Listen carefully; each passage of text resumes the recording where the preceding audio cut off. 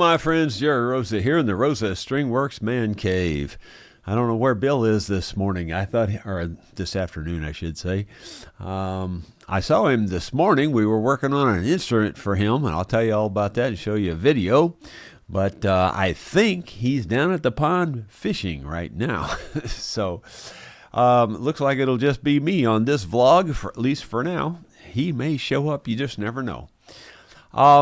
I have 3 short videos for you, and I've got one little show and tell item.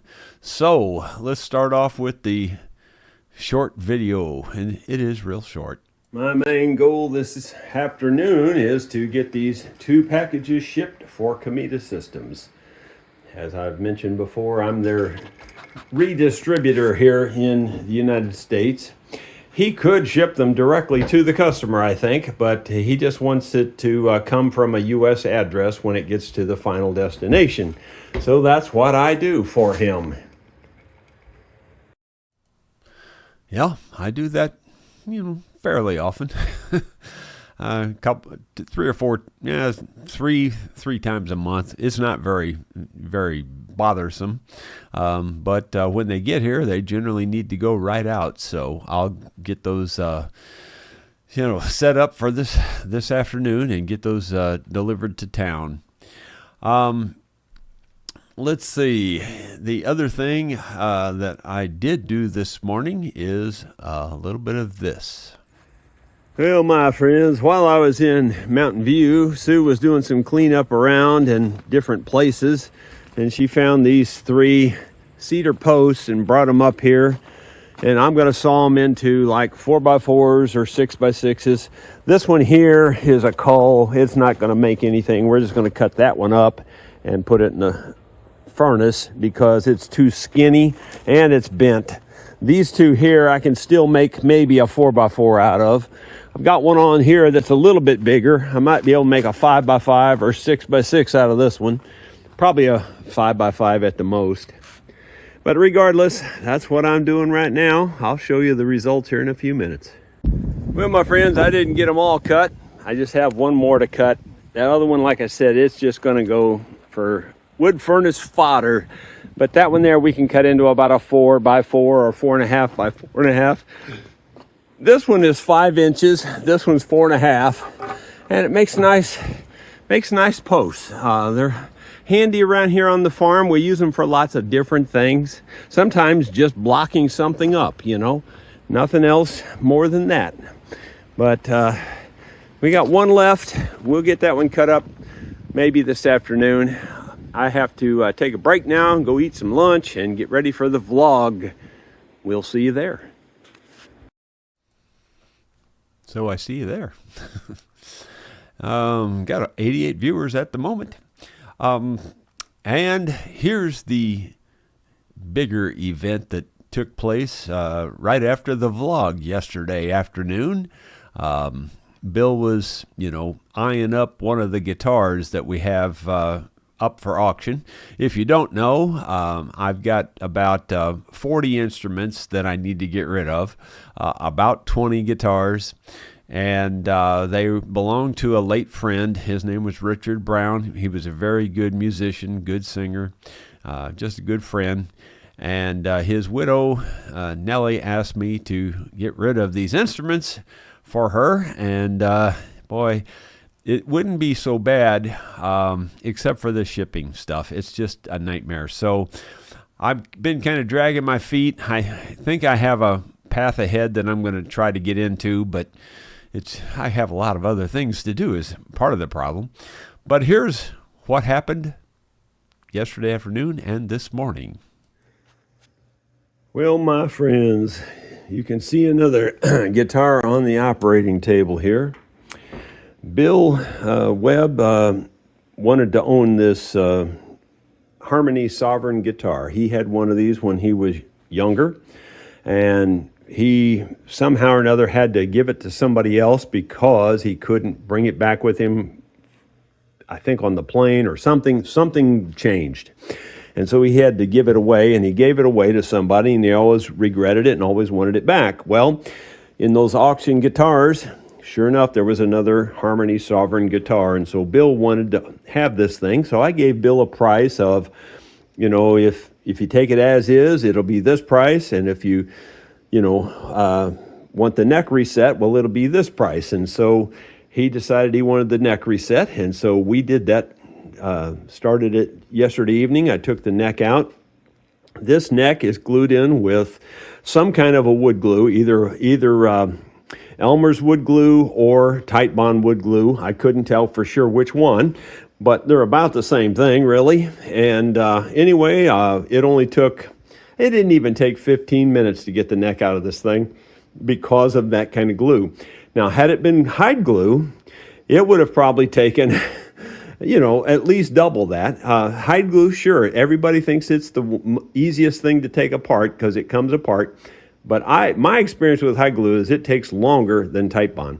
I've taken Titebond apart many times in 15 minutes or less, where hide glue sometimes will be 15 minutes, but most of the time it's more like 30 minutes. So anyway, we got it apart. I cleaned all the joints. I put some shims in here, dropped the angle down, also lined up the neck. The neck originally was angled like this. It was coming off the back of here, and this side was coming through here. I'm exaggerating a little bit, but you understand my point that the neck was angled coming through like this before. Now I've got it where it's just about 1/8 of an inch inside of both of these, and the height this way is just barely clearing this now, which should be just about right. This is a little bit tall of a saddle, so we could take this down a little bit, and that would be fine too. But I think we're going to be in really good shape. We got her all glued up, tightened up, clamped up, and I think tomorrow we'll be able to get her strung up.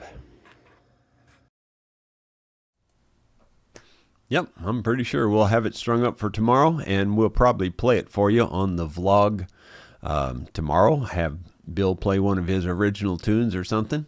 I would imagine we'll have it ready for that. It doesn't take me very long. I don't mean it to sound like I'm bragging, but I kind of know exactly what to do with these things, and I know exactly how to get them apart and exactly how to fix them and exactly how to put them back together. So when you know that, you can do it pretty darn fast. I've probably got an hour and a half in all of it so far. Maybe a little more than that. Maybe 2 hours. I don't think I have 2 hours. So, and that includes fitting it. Fitting it is the hard part, getting it to fit back in there. And you'll see on the video, I'll be putting a video out on this repair. And you'll see in the video that this is about as tight as you could ever get a guitar neck to fit. It was as loose as ashes when we got it apart. It just would fall apart, But as we glued it up there, just before we put glue on it, you could not shake it loose. I mean, I was shaking it like this in front of the camera, and it was as tight as it could possibly be. You probably could have played it without putting glue on it. Honestly, it was that tight. So anyway, that'll be for tomorrow. You'll stay tuned and see more on that. One more thing that I have for show and tell, and I kind of meant to show this yesterday and just forgot. What was it? Wednesday during the day sometime, I made something before I left and went to Mountain View. And what was the something? Another handle. I made this handle. I made it a little more unique. It fits really tightly, as you can see there. It's you can see how it fits up there. Everything's just airtight, and I made this nice and small through here for some flex, and then this is a octagon grip. I had an octagon grip hammer when I was a kid. My song, When I Look in the Mirror, and then I see the old man there. And then, of course, the first verse on that is, now I'm back in 1963 when my brother and I built our first house up in those sassafras trees Well, when I had the hammer then, it was a wooden handle hammer, and it was an octagon hammer. And so I decided to make this an octagon shape. I really like that feel. If you've never had an octagon handle on a tool before, you'd be surprised how good that feels in your hand. So, and then I sharpened it up, and so this, it depends on who you're talking to. This is either a roofing hammer, for shingles, the old wooden shingles. This is a shingle hammer or a roofing hammer. But in all practicality, in my opinion, it is a fencing hammer.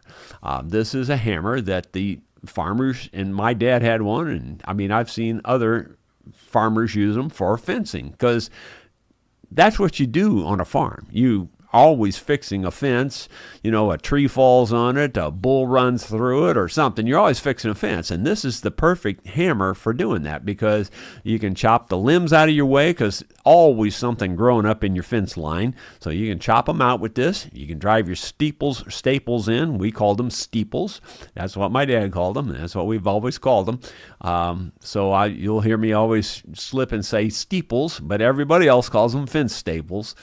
And anyway, it's a pretty cool old hammer. This thing has got to be every bit of 1875-ish to 1890-ish. I'm pretty sure it's that old, and maybe older. It's definitely handmade. This is a hand-forged hammerhead. It's not a production-made deal. You can even kind of tell it just in the shape of this up here. You can tell it was all hand beat out and everything. Just a cool hammer. I was hoping there'd be some kind of a mark on it or something to tell something about who made it or anything, but there's nothing on it. It's plain Jane. This side's a little bit, it's flat, but it's got a little bit of a curve to it. This side here is almost perfectly flat. And then I thought it was interesting that this notch is a square notch. What do you think they had back then? They had square nails. Square notch. It makes sense, Pretty cool. Pretty cool. And by the way, if you don't know what the notch is for, it's to pull the nails. You can slide that into your nail and then lift up like that and pull the nail out. But it rides again. Well, that's the third out of 4 handles that I'm planning to make. I've got one more little tiny tack hammer handle to make. And so I'll be making that over the next few days or whenever I get time to do that. And then we're going to put them all up in a display in a little glass case in our library. So let's go to the comments now and see who's here. Rod Wentler was first one in. Howdy, Jerry and gang. Joe Nigan says, wishing everyone a pleasant afternoon. And I have no idea if I'm saying your last name right, Joe. I've been saying it that way for years. You're probably used to it and probably think that is your real name now. David Tharps there says, howdy, everybody. I named my horse Mayo. And sometimes mayonnaise. There you go. Gino Hitch, hi Jerry and friends. What is the status on the Polaris? How is your weather? Well, the status on the Polaris, I kind of updated that yesterday. It's I have tested, just a crazy number of things, and not a single thing has tested bad. I've even tested the gas to make sure the gas was okay, and the spark plugs, and, everything I've tested, or at least according to the bench testing that I can do, is all testing fine. Now, the one thing that I can't really test yet, or haven't found out how to test, is the ECU or the ECM, electronic control unit. But like I said, I have 2 of those, and I switched them out, and the thing does exactly the same thing with either unit there. So I don't know if it's the ECU or not. It could be. So right now, what I'm waiting on is the new ignition switch, because that's the only thing I have bench tested that does not test according to some guy who seems to know what he's talking about. He says if the orange wire has power, it's bad. Your switch is bad.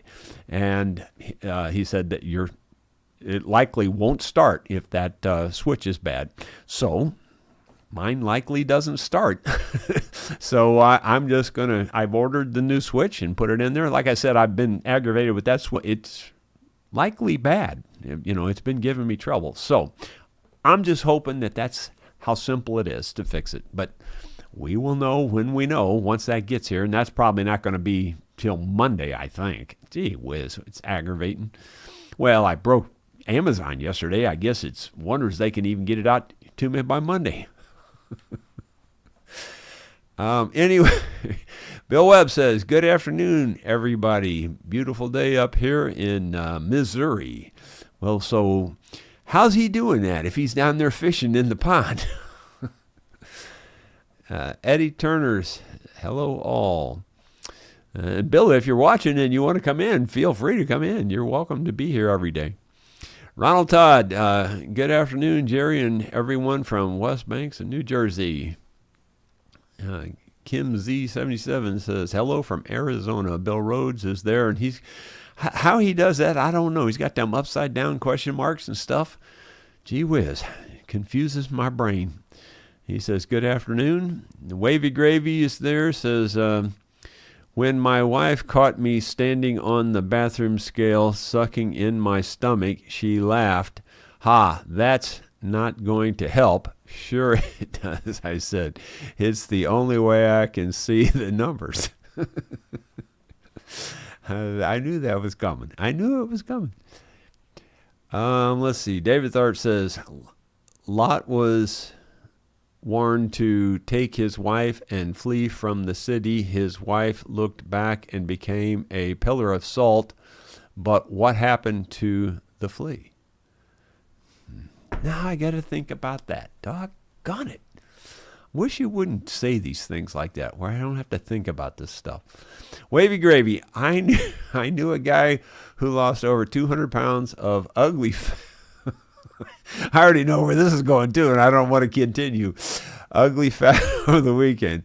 His mother-in-law finally went home. I knew it. I knew it was coming. I knew that was coming too. Benita says, Jerry, did you see that Amazon problem yesterday made the news? They didn't name the cause. Well, I'm glad. I didn't really want to be the brunt of everybody's hatred, over the whole world. Doggone anyway. It's not my fault that it goes down just because I need something. Let's see. After we went live, Michael 2X says, hey, Rosa Meister. And then Bill Mumbo's there, Hugh O'Connor, Benita. Otherwise, the CIA will visit him. Yeah, they might. You just never know. I'm pretty sure I was the root cause of it, because it was working just seconds before that. In fact, I had done something else, looked at something, but that wasn't anything critical, see? When it became critical is when it goes down.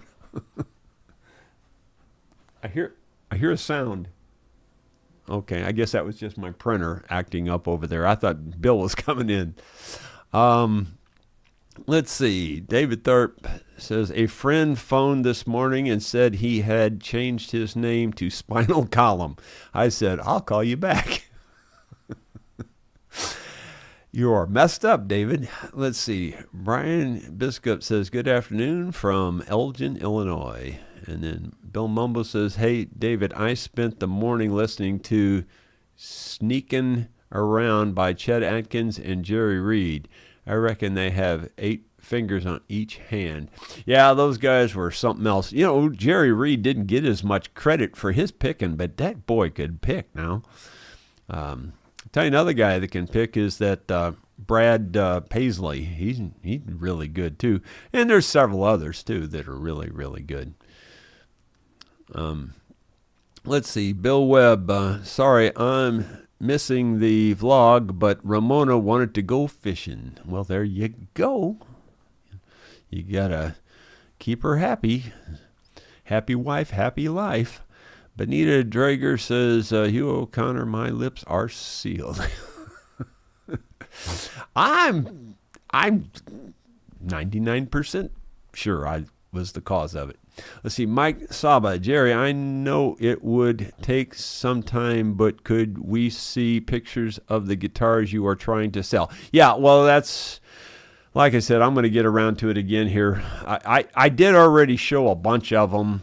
It's been a couple of months ago now, but I showed a bunch of them, and there is a vlog or two out there where I show them, or even maybe a separate video. I can't remember now. I don't remember what all I did, but there's a number of them have been shown already.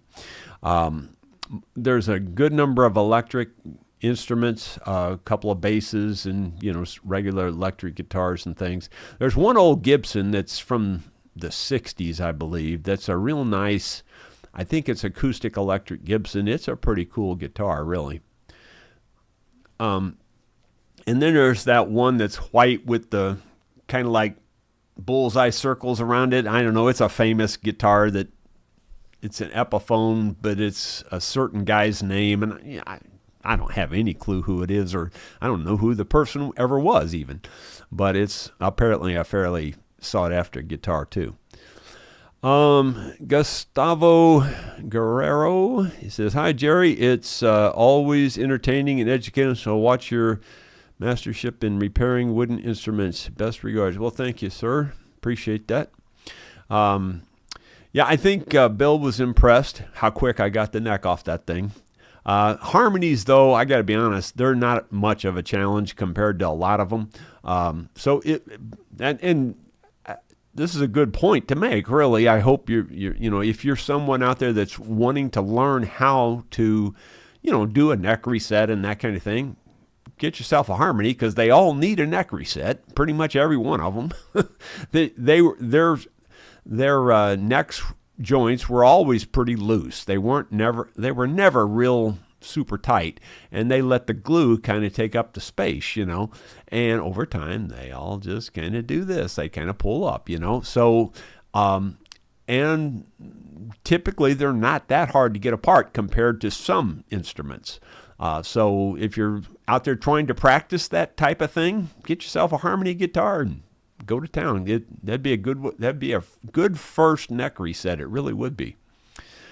But yeah, it was a piece of cake getting that one apart. It was probably the easiest one I think I ever did, really.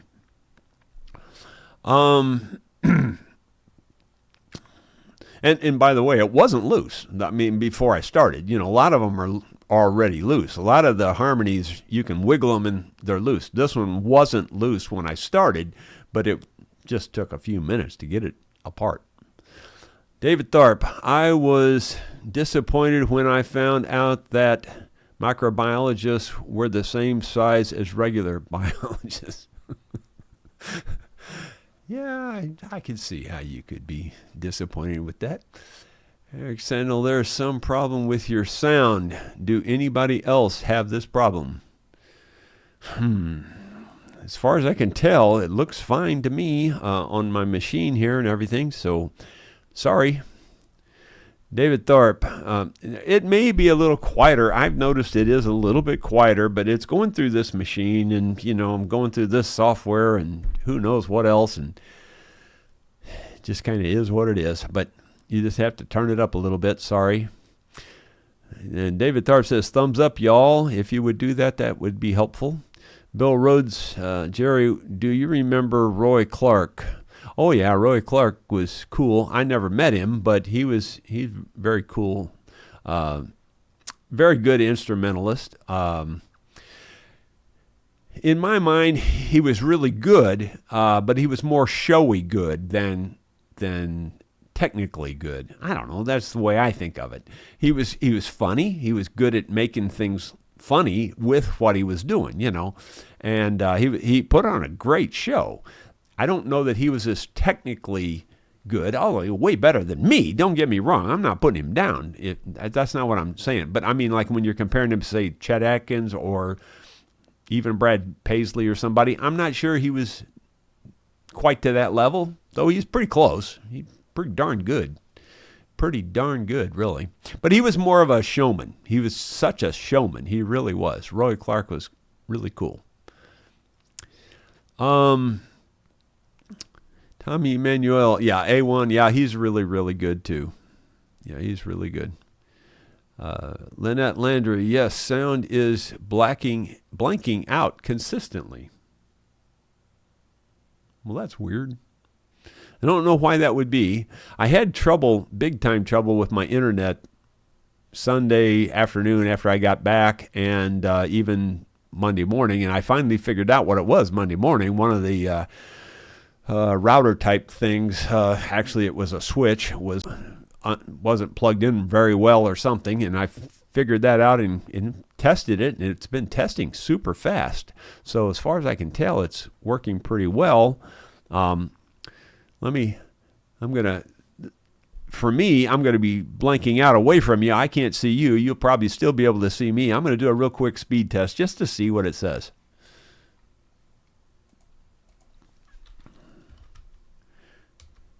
So it came up pretty quick, so I think it's going okay. Yeah, I would say it's really fast. It's super fast. The download is 934 megabits per second. That's crazy fast. It's almost 1 gig. And the upload is over 900 also. 900 and it's going to be around 30 also. So let me get rid of that. Yeah, so anyway, at least on this end, it looks like it's okay as far as I can tell. Doesn't mean it still couldn't be something else. But as far as the speed goes, the speed is super fast right now. Let's see.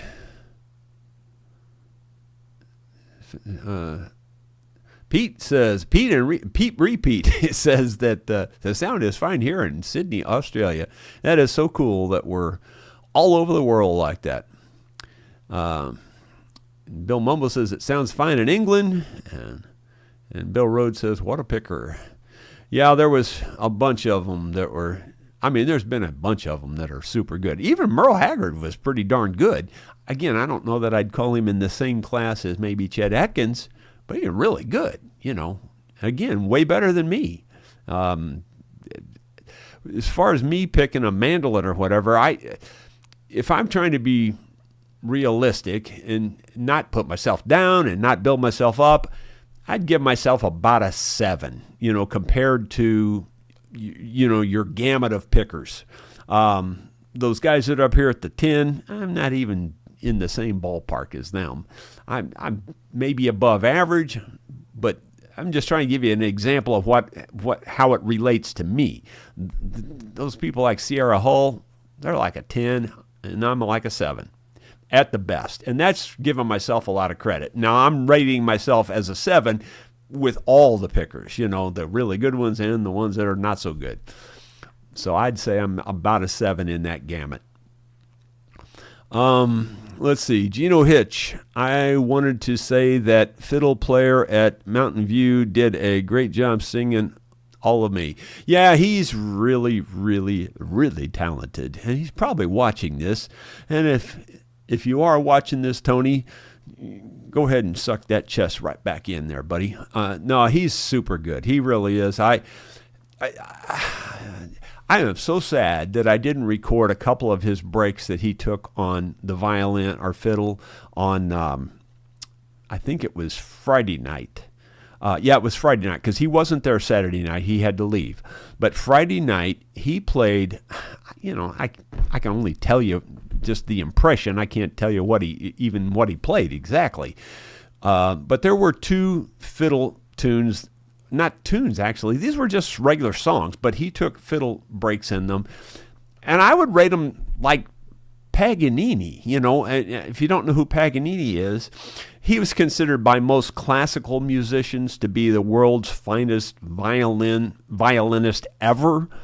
I would say these were like Paganini breaks that he took on the violin. I'm not kidding you. These were exceptional compared to anything I've ever heard. You know what I mean? I don't know if it was just, the luck of the draw that night or what, but I'm seriously telling you, I wished I had them recorded for you so you could have heard it. It was truly unbelievable. It was that good.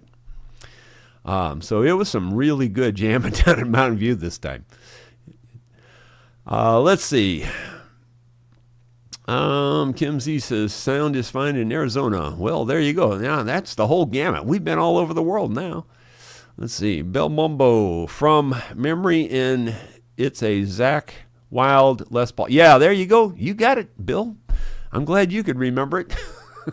I had no clue what it was, but that's what it is. In fact, Bill Webb saw it yesterday, and he goes, that's a Zach Wild. And it is. It's a Zach Wild Les Paul. And it's in really nice shape, too. It's about as good a shape as you could find one. Anyway, let's see. John Cunningham says, Cunningham from Texas enjoyed coming to Mountain View. And, yeah, John and Sandra were there. John, I didn't see you after that, though. You were there for a while on our, Thursday evening jam. But I didn't see you after that. He says, meeting y'all and listening to the music. We ran through a bad storm about Texarkana on the way home. Yeah, there was a good storm that came through there. We up here, it kind of came from this direction, went down through there. And here we got about an inch of rain, according to Sue.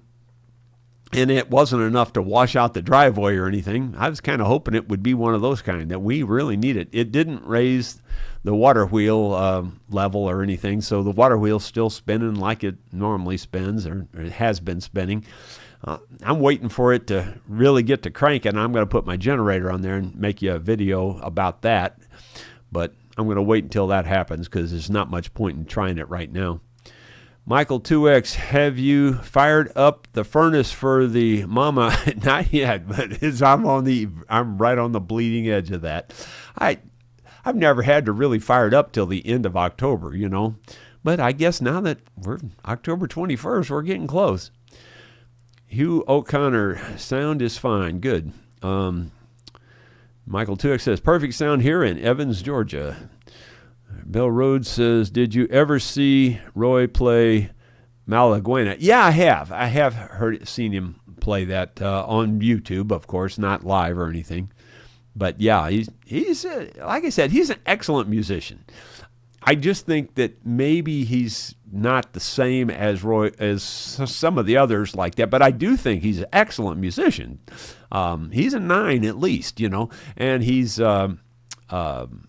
like I said, entertainment-wise, he's a 10. He's super entertaining.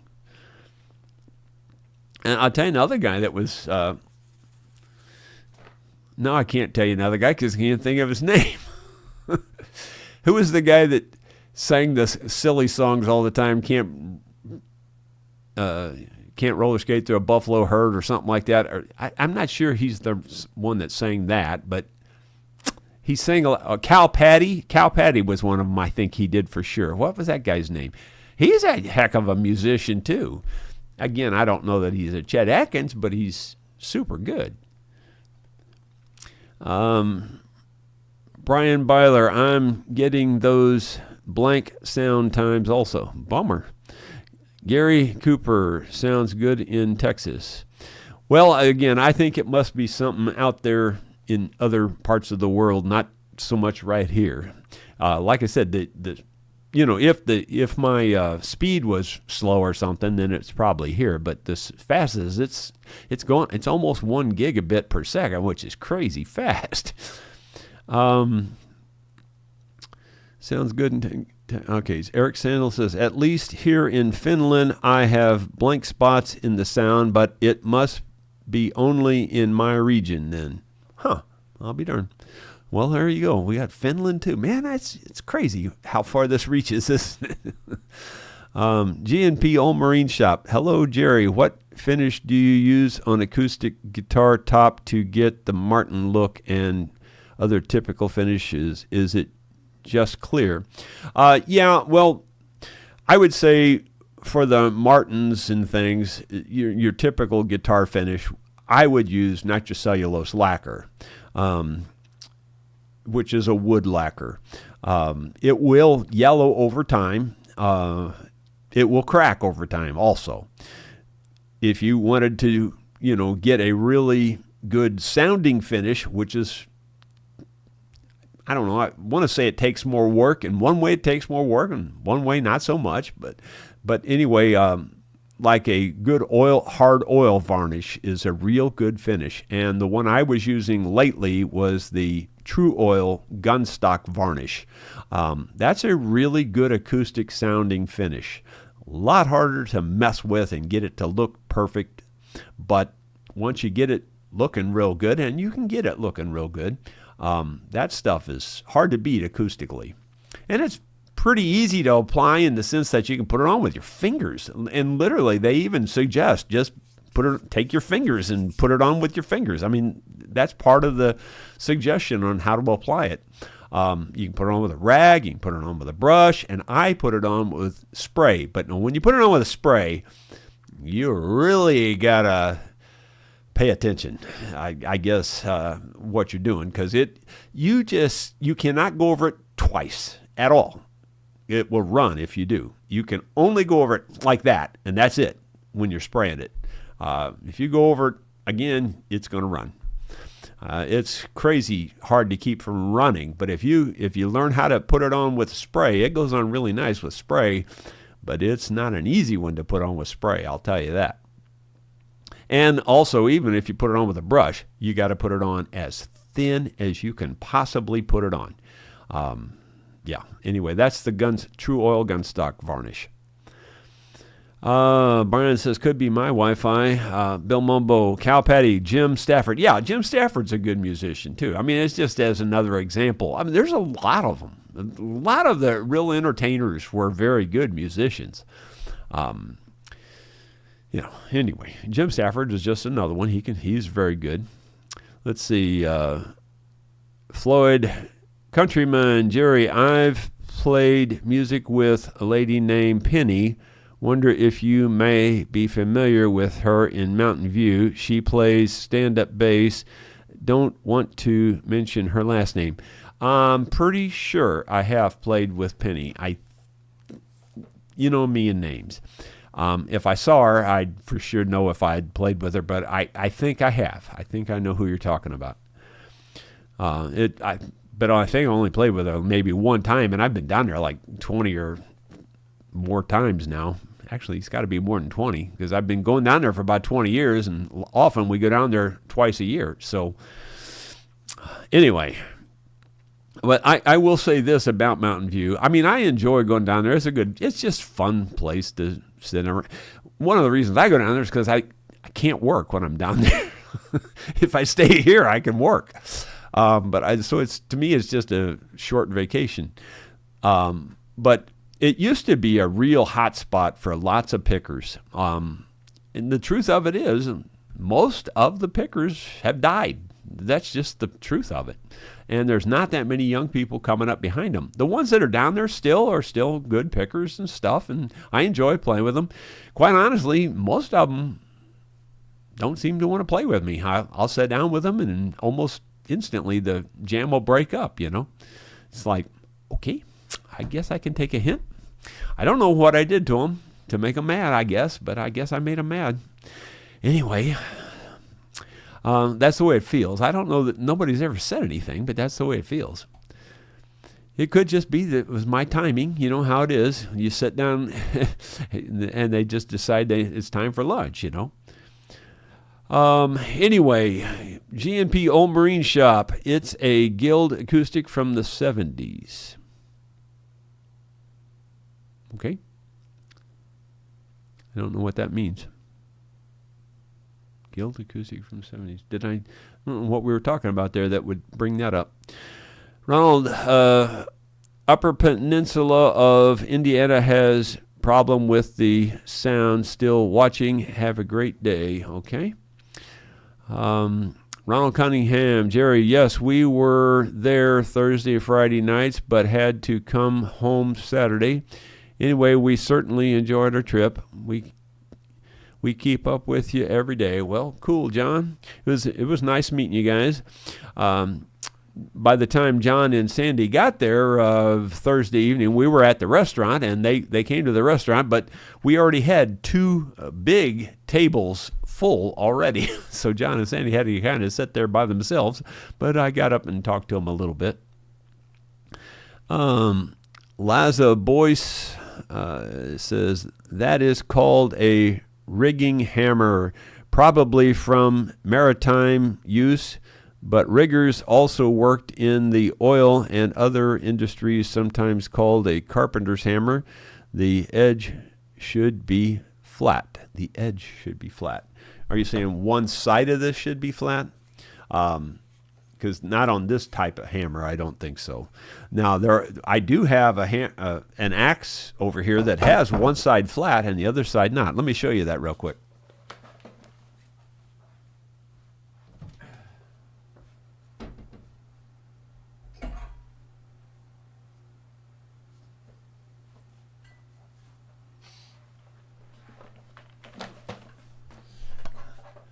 This belonged to my great-grandfather, Clyde Sconce. Arnold Sconce is the one that I wrote the song Grandpa's Old Fiddle about. This is now I can't think of the name, what kind of axe it is. I can tell you what it's for. I can't think of the name of it. But anyway, it's flat on this side. See how it's perfectly flat? Every bit of it's flat. It's all in the same plane. This side, it's not. This comes out and goes down and comes out, and then there's a bevel here. This side is not flat. This is a axe for trimming logs to square off one side, and like for making a log cabin or whatever, or making your own lumber or whatever. You have to. You stand on the log and you're actually chopping between your legs like this. You're chopping down like this, and you're shaving the bark off, and you're making one side of the log completely flat. That's what this is for. And, obviously this flat side is what goes against the flat. This is also on purpose the way the handle's made. Notice how the handle, it doesn't show up very good. But if this is perfectly flat, notice how the handle goes off to the side. It goes off to this side a little bit. It's a little crooked. It's backwards to me, and that makes it even look worse. But anyway, the handle is offset. This is the flat side. The handle is offset to this side a little bit. It's probably, I would say it's almost an inch off of center, from this end to this end. And the reason for that, again, is because you want to have clearance there, so for shaving off the log. But anyway, I don't know, a couple of Christmases ago, one of my aunts had that, and she said, "You're the one that needs to have this." So she gave it to me, and I thought that was pretty cool. I'm the oldest grandchild in the Sconce family, from Arnold Sconce's side of the family anyway. So I'm the oldest one. And his father, I said, was Clyde, and that's who owned this. Well, I guess that's everything I've got for today. Let me look here and see the last comment or two that popped in there. Bill Mumbo says, G&P Marine Shop, if it's Japanese built guild, it may not be nitrocellulose. Okay, I guess I missed whatever that conversation was about that. Let's see. Michael 2X looks like a hewing axe. Yep, that's the word I was looking for. That's what it's for. It's for hand hewing a log. There you go. Words just run away from me. They don't want me to say them. Y'all have a good day. We will see you tomorrow with something else. And like I said, tomorrow we should be able to let you hear the old Harmony Sovereign guitar. G&P says, wow, that's an axe. Yeah, that's a neat old axe there. That's a really cool axe. I was really happy to get that. And we have it hanging on the other side of this log cabin wall in the game room area there on display. And he says, made in USA. And it very likely was, I would say. I don't know that for sure, but I would say that is probably true. Y'all have a good one. We'll see you tomorrow.